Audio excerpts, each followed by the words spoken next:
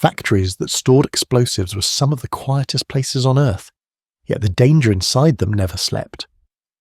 Men and women walked between crates that could erase a town, trusting wood floors, dim bulbs, and habits passed down through the shift.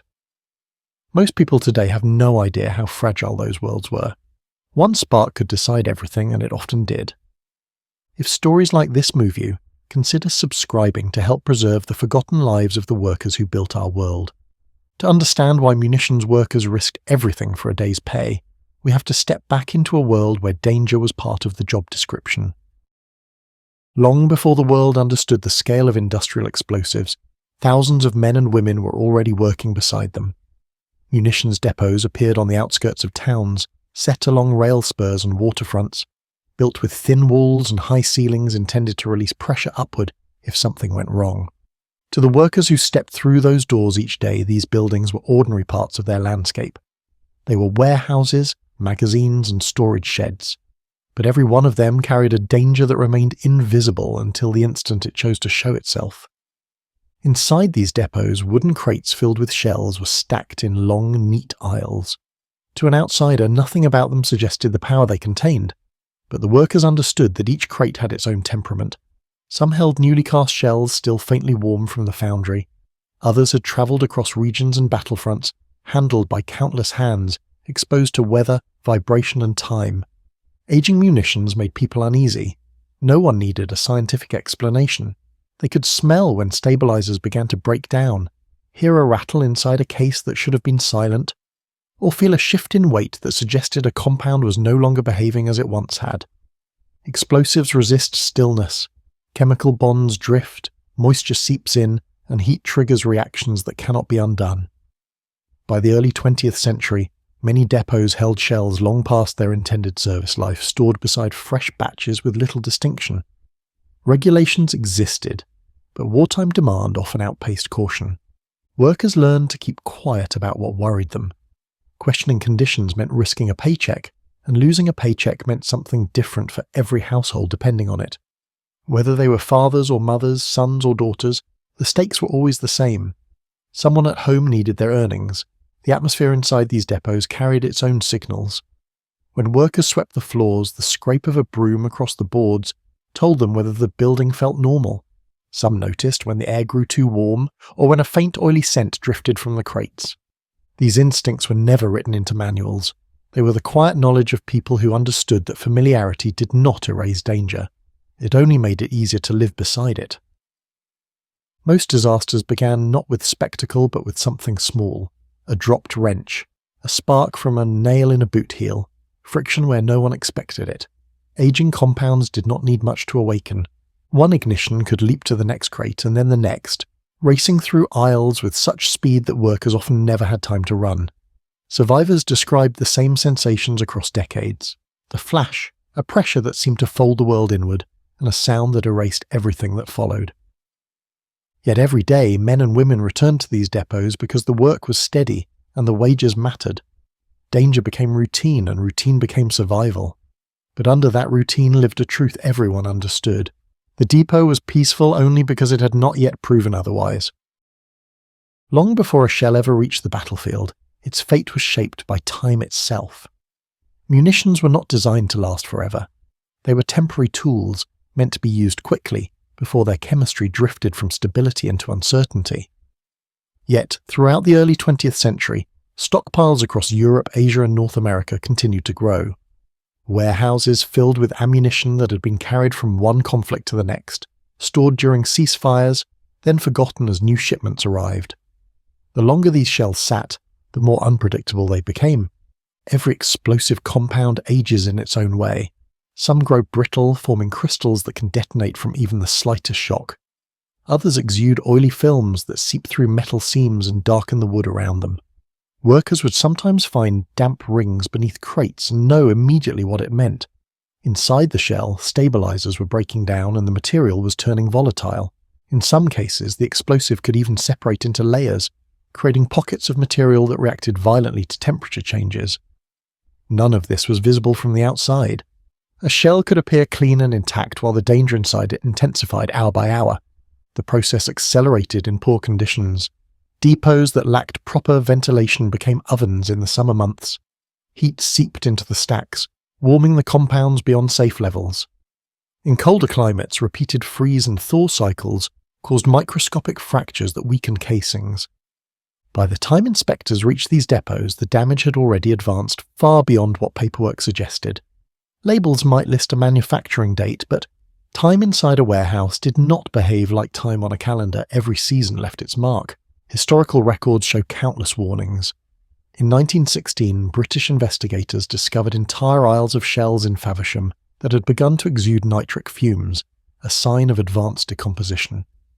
In the United States, reports from Pennsylvania and New Jersey described stockpiles stored so long that workers no longer remembered which crates were safe and which were not. By the late 1930s, militaries around the world understood that aging ammunition posed a threat equal to enemy fire. Yet disposal programs struggled to keep pace. The material kept arriving faster than it could be inspected or destroyed. What made aging munitions especially dangerous was their unpredictability. Two identical shells could react differently under the same conditions. One might sit quietly for years. Another, identical in every visible way, might detonate from a gentle jolt or even from chemical heat generated within its own walls. This uncertainty shaped every decision workers made. They handled crates slowly, stacked them carefully, and avoided any movement that created unnecessary vibration.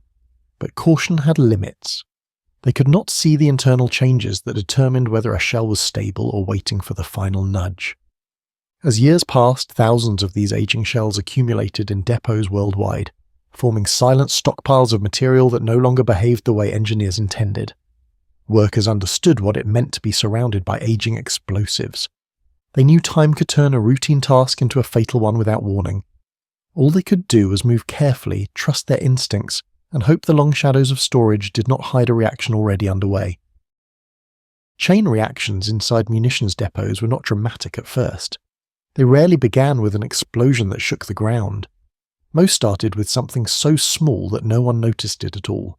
A shockwave travels faster than the eye can follow, and inside a storage block filled with thousands of pounds of explosive force, speed becomes the deciding factor.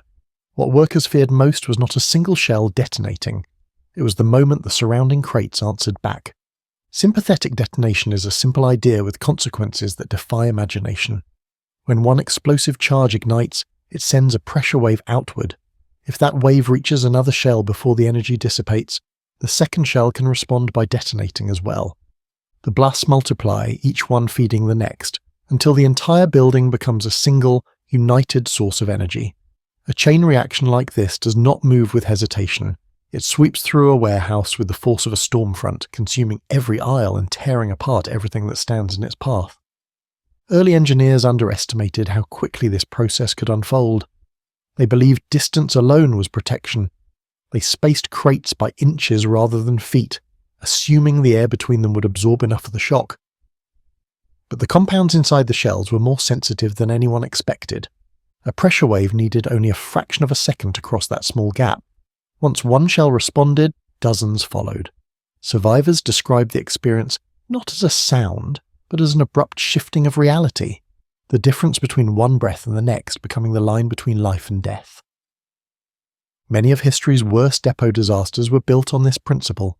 In 1921, at the Oppau storage facility in Germany, a blast meant only to break apart hardened fertilizer, instead triggered a chain reaction that flattened the surrounding district. In 1944, the disaster at Bombay docks began with a single explosion aboard the Fort Stikine, but the shock ignited nearby cargo so quickly that firefighters could not distinguish one blast from another. Every time investigators mapped the sequence, the same pattern emerged. One ignition, then dozens, then hundreds, all in a span too short to measure. Inside a depot, the layout determined the scale of destruction. Long corridors created pathways for pressure to travel uninterrupted. Low ceilings bounced shock waves back into the stacks. Solid walls reflected the force inward, amplifying it instead of releasing it. The very design intended to store weapons safely often became the mechanism that accelerated their failure. Once the first detonation occurred, the building itself became an unwilling participant in the reaction. Workers understood that chain reactions did not announce themselves. They did not build gradually or offer time to escape. They erupted all at once, turning a quiet workday into a catastrophe before anyone could take a single step. This knowledge sat at the back of every worker's mind. They did their jobs with a steady hand because they knew that inside a depot, the moment a single spark found its mark, everything else followed whether anyone was ready or not. Long before an explosion tore through a depot, the groundwork for disaster was often laid quietly by small, unremarkable decisions. Storage mistakes did not look dangerous when they were made. They looked like shortcuts, improvisations, or the natural adjustments of workers trying to keep pace with relentless quotas.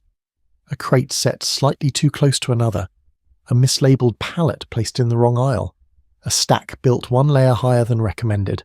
Each choice seemed harmless. Yet within these minor deviations lived an accelerating danger that few people outside the industry ever understood. Depots were built on systems that depended on precision, not convenience. Every aisle had a designated content type, every crate size had a specific position, and every stacking pattern was intended to control the spread of heat, vibration, and pressure. When these rules were followed exactly, the environment remained predictable. When they were altered, even by a small margin, the conditions shifted. In a warehouse filled with explosives, that shift could determine whether a fault stayed isolated or became the spark that travelled far beyond its origin. Mislabeling was one of the most common failures. A single crate marked incorrectly could place unstable shells beside freshly manufactured ones. Workers sorting the inventory would trust the label, unaware that they had just created a cluster of materials that reacted differently under stress. Over time, heat from newer shells could bleed into older ones, raising their temperatures to unsafe levels. In some facilities, entire rows of crates were discovered mismatched after months of storage, long after any corrective action could have made a difference. Improper stacking created another hidden hazard. When crates were piled unevenly, pressure shifted unpredictably from one shell to another. The wood could warp, the nails could loosen, and vibration from passing equipment could push weight into places never designed to bear it. These stresses did not cause immediate failure, but they weakened the stability of the entire stack. A single bump from a handcart or a slight tremor in the floorboards could trigger movement deep inside the pile, and in a depot, movement was often all it took to begin a chain of events no one could stop. Ventilation errors added yet another layer of risk. Explosives needed stable temperatures, but many depots relied on natural airflow rather than mechanical systems. When vents were blocked or windows remained closed during busy periods, heat gathered in the corners of the building. A warm draft drifting through the aisles might seem harmless, but in areas where crates were placed too closely, that warmth could create pockets of elevated temperature. These hotspots were invisible to workers carrying out their routines. Yet the chemicals inside the shells responded to them long before anyone noticed. Historical investigations repeatedly found the same patterns. In 1907, a depot in Hull was destroyed after a mislabeled crate was stored beside a volatile batch of percussion fuses. In Australia, a 1941 inquiry concluded that improper stacking played a direct role in a catastrophic ignition that swept through an entire block in seconds. No single mistake caused the destruction. It was the combination of small, ordinary errors that allowed a spark to move farther and faster than anyone expected. Inside a munitions depot, fire was not the fastest threat. Information, heat, pressure, and chance travelled even quicker. Once a mistake altered the environment, everything that followed moved at a pace no worker could outrun. For the men and women who reported to munition depots each day, the danger was not an abstraction. It was part of the air they breathed, woven into the routines that carried them from morning to evening. Most workers knew someone who had been injured on the job. Many knew someone who had not come home at all. Yet they arrived on time, hung their coats on wooden pegs, and stepped into environments where every movement required thought. Inside these depots, daily life followed a rhythm shaped by caution. Workers walked with deliberate steps, not out of fear but out of habit. Boots were checked for exposed nails. Clothing was chosen for materials that would not create static. Even the tools were different from those used in ordinary warehouses. Brass hammers, copper tongs and wooden paddles replaced steel implements because sparks were never acceptable risks. Everything in the building served a purpose, and everything that did not belong was kept outside. The sounds inside a depot were equally distinct. Machinery was limited to small, low-speed equipment. Conveyors crept along gently. Carts were pushed by hand rather than pulled by engines. There was no clatter, no echo of metal striking metal. The quiet was not eerie, because workers were accustomed to it. They communicated in low voices, often relying more on gestures than speech, and they listened for anything that broke the familiar harmony. A scrape, a shift, or a thud could mean something had moved where it should not have. Outside the building, the routine seemed ordinary. Morning trains dropped off new shipments, lunch pails were carried in neat rows, smokestacks from nearby factories filled the sky with familiar haze. But once workers stepped into the depot, the rest of the world felt distant. Every crate, every aisle, every shelf contained material capable of ending the workday without warning. Yet the people inside learned how to live with that knowledge. They did not dwell on it. They managed it. Many workers carried responsibilities beyond the depot. Families depended on their wages. During wartime, patriotic duty added another layer of pressure. Ammunition was needed, and someone had to keep the supply lines running. Women who joined the munitions workforce often balanced household duties with shifts that stretched late into the night. Men returning from other industrial jobs took positions in depots because the pay, though modest, was steady. Both understood the risks, both accepted them in exchange for security that was hard to find elsewhere. Despite the danger, camaraderie developed in these buildings. Workers trusted each other in ways few outside industries could understand. They knew whose hands were steady under pressure, who could spot a potential hazard quickly, and who needed quiet encouragement on difficult days. Their shared environment created bonds formed not through conversation, but through the awareness that every person in the room played a role in keeping everyone else alive. And yet, even with experience and caution, the sense of control was incomplete.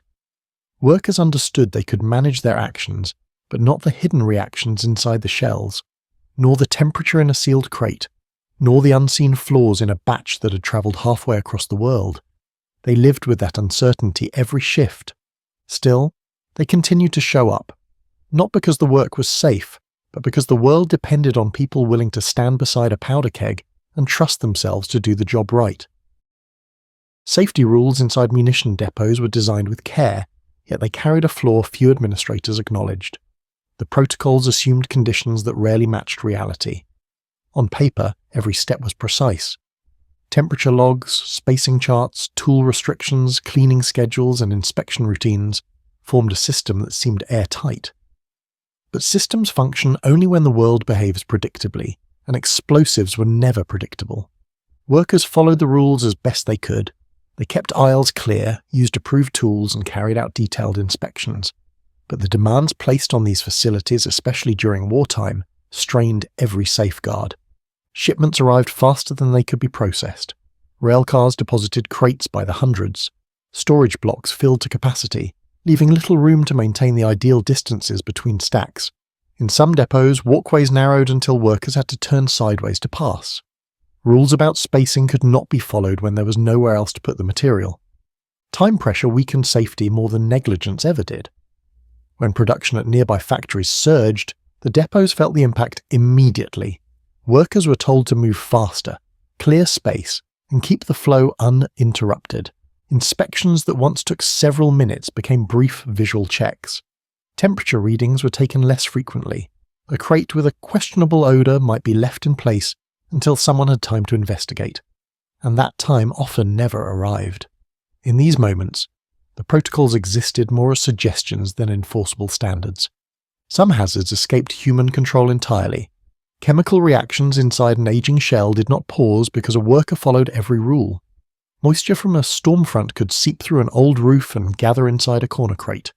Heat from a July afternoon could push a batch of sensitive detonators past their safe threshold. Rats could gnaw through packaging, leaving exposed surfaces that friction might ignite. None of these scenarios were accounted for in the manuals. They unfolded quietly, indifferent to procedure. Investigators studying depot failures frequently found the same conclusion. The people inside had followed their training. They had done what the rules required. Yet the disaster moved faster than any rule could stop. In 1917, at the National Shell Filling Factory at Chilwell, thousands of workers followed every safety measure available. But instability in a batch of ammonal rendered the precautions irrelevant. In 1944, at the East Ohio Gas Company disaster, Workers operated within guidelines, yet the structural design failed to contain what came next. The protocols were strong, the materials were stronger. Another limitation lay in the chain of communication. Managers were required to report questionable stock, but the response often came too late. Bureaucracy slowed decisions to a crawl. A warning might travel through several offices before reaching someone with the authority to act, and by then, the dangerous crate had already been stacked, moved or surrounded by other materials. For the workers on the floor, safety was real, but it was also conditional. They could control their movements, but not the chemistry, the workload, or the structural weaknesses that surrounded them. Protocols could guide them, but could not guarantee them. Inside a munitions depot, safety existed only as long as nothing unexpected occurred, and the unexpected was never far away. When investigators stepped into the remains of a destroyed munition depot, the landscape rarely looked human. Twisted metal lay draped over tree limbs. Roof beams were lodged in the earth like spears. Craters marked the spots where entire storage blocks had once stood. In many cases, the ground still radiated heat hours after the blast. What the team searched for was not answers in the conventional sense, but patterns. They needed to understand how a facility that stood intact moments earlier could be reduced to fragments scattered across miles. The first clues often came from the shape of the blast zone. A single explosion created a clean circular pattern, but chain reactions left jagged outlines, indicating multiple ignition points. Investigators studied the direction of shattered boards, the angles of bent nails, and the locations of scorched fragments. In some depots, the force travelled in straight lines along the aisles. In others, it curved through corners where air pressure had built differently. Each variation revealed part of the sequence that unfolded within seconds. Among the debris, workers' tools told their own stories. A broom fused to the floor metal suggested the blast reached extreme temperatures instantly. A copper mallet found without its handle showed how shockwaves shredded wood into dust. In a few cases, investigators located watch faces frozen at the exact moment of detonation. The hands stopped by the force that tore through the building. These relics were not just artifacts. They were timestamps that mapped the speed of the disaster. Chemical traces provided additional evidence. Residues from the explosive compounds revealed which materials ignited first. If aminol showed high concentration near the origin point, investigators knew unstable batches played a significant role. If cordite left broad burn streaks, it suggested intense pressure waves, not fire, drove the destruction. Each residue acted like a fingerprint, pointing to the underlying causes no witness could have observed. Structural fragments exposed weaknesses no one noticed until too late. In some depots, investigators discovered load-bearing columns weakened by decades of moisture. In others, they found ventilation systems blocked by dust or warped panels that had trapped heat against the stacks. These structural clues often demonstrated how the building itself magnified the violence. A narrow corridor might have funneled the blast. A low ceiling might have forced shockwaves back into the crates, amplifying the chain reaction. Human factors appeared clearly in the evidence as well. Recovered logbooks showed attempts to keep up with incoming shipments. Handwritten notes revealed which aisles were overcrowded. In a few cases, investigators discovered mislabeled crates, the markings smeared or faded, their true contents hidden until the blast exposed them. These errors were never malicious. They reflected the pressures of a system trying to move faster than its workers could safely manage. By the time reports were written, the conclusion was usually the same. The disaster was not the result of a single mistake, nor a single defective shell, nor a single missed inspection. It was a convergence of conditions that formed quietly, invisibly, and relentlessly. When investigators stood in the rubble, they were not identifying one failure. They were identifying the moment when dozens of small vulnerabilities chose the same second to reveal themselves. There were depot disasters so sudden, so complete that survivors could not describe a sequence of events. They spoke instead of a single instant when the world changed shape. One moment the structures stood in their familiar rows, and the next, the horizon was replaced by fire, dust, and a pressure that swept through soil and sky alike. These were the explosions that left investigators with little more than fragments to study. The complexes had not merely failed, they had ceased to exist. The most unsettling fact about these events was their silence before impact. Workers reported nothing unusual in the minutes leading up to the blast. No strange odours, no shifting crates, no rising heat. The buildings looked as they always had. But deep within the stacked layers of munitions, a hidden condition was taking shape. Chemical instability existed at a microscopic level. A weak seam in a shell casing, a pressure pocket inside an explosive compound, or a flaw introduced during manufacturing could transform a single shell from stable to volatile without providing any external warning. When one of these concealed weaknesses ignited, the reaction moved inward before it moved outward. Instead of detonating at the surface where workers might have noticed it, the force expanded through the core of the stack, igniting adjacent layers faster than pressure could escape. In these scenarios, the initial blast did not merely trigger a chain reaction. It compressed energy within a confined zone until the surrounding structure reached its breaking point. When that pressure finally released, the resulting explosion had the power of dozens of detonations combined. Historical accounts show several examples of depots vanishing in this way. In 1947, at the port of Texas City, a fire aboard the SS Grand Camp intensified so rapidly that the ship detonated in a single, overpowering flash, erasing the dock and everything near it. In 1916, at the Quinton Hill depot in the United Kingdom, the initial ignition unfolded so quickly that entire sections of the facility were lifted into the air as a single mass before disintegrating. The violence of these events stemmed not from scale alone, but from pressure accumulating in a confined space until the boundaries could no longer contain it. The physical location of a depot also influenced how completely it vanished. Facilities built in shallow valleys or surrounded by natural ridges concentrated shock waves. Instead of dispersing outward, the pressure ricocheted through the site, multiplying its force. Wooden buildings splintered instantly, while brick structures shattered into fragments that travelled remarkable distances. In several cases, debris was found miles away, indicating the explosion had launched materials with tremendous velocity. For the people living near these complexes, the disappearance of an entire depot was almost impossible to comprehend. Homes shook violently. Windows burst inward. In some towns, the shock wave extinguished lanterns inside houses while toppling walls in the streets outside. Residents who rushed toward the site often found little recognizable. Earth had been carved open, leaving a crater where buildings once stood. The absence of familiar structures was more startling than the destruction itself. When a complex vanished, it left no gradual timeline, no moment for workers to flee, and no opportunity for intervention. The disaster unfolded entirely within a single breath, and for the communities that depended on these facilities, the silence preceding the blast was often the most haunting detail of all. Every depot disaster left a physical scar on the landscape, but the deeper wounds settled on the families and communities who lived in the shadow of those storage yards. When workers stepped into these facilities each morning, they carried with them the quiet understanding that they might not return. Their relatives understood it too. The wages helped keep households afloat, but the risk lingered over every supper table, every goodbye at the door, and every evening when footsteps were a minute later than expected. After an explosion, the cost revealed itself in ways that were not recorded in ledgers or official reports. Houses near depots often suffered damage so severe that families had to live with shattered windows, buckled walls, and fallen roofs for months. Insurance rarely covered the destruction, and government compensation took time workers could not afford. Entire streets found themselves rebuilding with their own hands, repairing the damage caused by a blast they had no control over. For those who lost someone inside, the silence afterward carried its own weight. Identification was often difficult, sometimes impossible.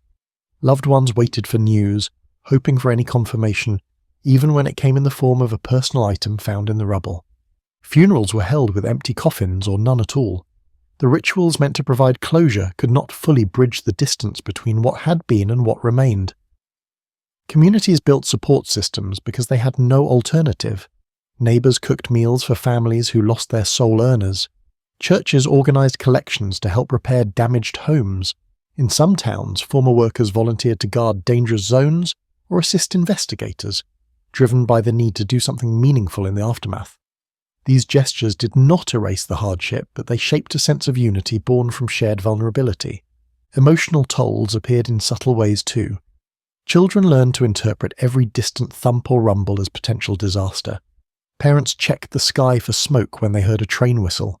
Workers who survived an explosion often returned to their jobs out of necessity, carrying with them memories they seldom spoke aloud. The sound of a crate shifting, the hiss of escaping air, or the hollow thud of something falling could trigger unease that lingered long after the danger had passed. Governments conducted inquiries, wrote reports, and issued new guidelines, but the people who continued working inside these depots understood that no regulation could erase the risks entirely. They had felt the blast waves shake the ground. They had seen the empty places in the lunchroom. They returned nonetheless because wages were needed and alternatives were scarce. Their resilience did not come from bravery in the romantic sense, but from the steady obligation of providing for their families. In towns where depots stood for generations, the danger became part of local identity. Residents measured time by incidents, remembered years by which explosion marked them, and carried forward stories that blended caution with survival. These narratives passed through families, reminding each new generation of the price earlier ones paid. The unseen cost of these disasters was not limited to the moment of impact. It lived in the routines resumed afterward, the quiet endurance of those who rebuilt their lives, and the understanding that every new workday began with the same fragile hope. That hope, more than anything, showed the true burden carried by the people who stayed. Modern ammunition depots look nothing like the wooden structures of the early 20th century, yet the lessons written into those ruins still guide the way nations store their most volatile materials. Engineers today understand that explosive compounds behave according to chemistry, not convenience. Shells are tracked with precise records. Climate controls maintain stable temperatures. Blast walls are built from reinforced earthworks rather than thin timber. But even with these improvements, the core truth remains unchanged. Explosives demand respect, and the consequences of forgetting that are as severe now as they were a century ago. Inspectors who study present-day facilities often acknowledge that technology alone cannot eliminate risk. Aging stockpiles still exist, especially in countries where resources are limited or where conflicts have left behind forgotten caches.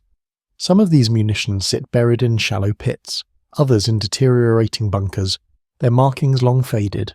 The chemical reactions inside them have not paused with time.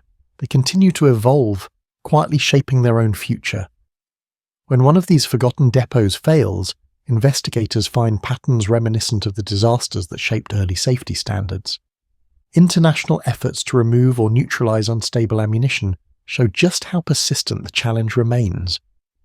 Programs across Eastern Europe, Southeast Asia, and parts of Africa dedicate years to clearing ordnance from remote storage sites. Workers sort, classify, and destroy shells that have been aging since the mid-20th century. Some operations require robots to handle the most unstable materials, because even approaching the crates by hand poses unacceptable danger. In these settings, the world is reminded that munitions do not lose potency simply because decades have passed. The military and industrial sectors continue to study historical failures to understand how pressure waves interact with structures, how temperature gradients form in stacked materials, and how minor administrative errors can cascade into catastrophe. Modern storage designs incorporate lessons drawn directly from past tragedies. Aisles are wider. Ventilation is carefully regulated. Explosive types are separated by composition rather than convenience. These measures reflect the knowledge gained from investigators who sifted through rubble long after the smoke had cleared. For communities near current depots, the echoes of earlier disasters shape their expectations. They want clear communication, transparent safety practices, and reassurance that risks are understood, not ignored. Some towns hold annual emergency drills, a reminder that vigilance is part of living beside a facility that stores large quantities of sensitive material. The history behind these precautions is rarely spoken aloud, but it guides every decision. What endures most strongly is the human element. Workers today, much like those from the past, carry out their tasks knowing the stakes. They trust the systems designed around them, but they also rely on their own awareness. They watch for signs of heat, listen for unusual sounds, and handle each item with practiced care. Modern equipment has reduced danger, but responsibility still rests on the people who manage these materials daily. The story of munitions depots is not merely about explosions, it is about the fragile balance between control and uncertainty, and about the people who stand at that intersection. Their diligence, shaped by lessons written in fire across generations, continues to protect the communities that depend on them. The past reminds us that safety is never permanent. It must be earned continuously through knowledge, vigilance, and a respect for forces that do not forgive mistakes.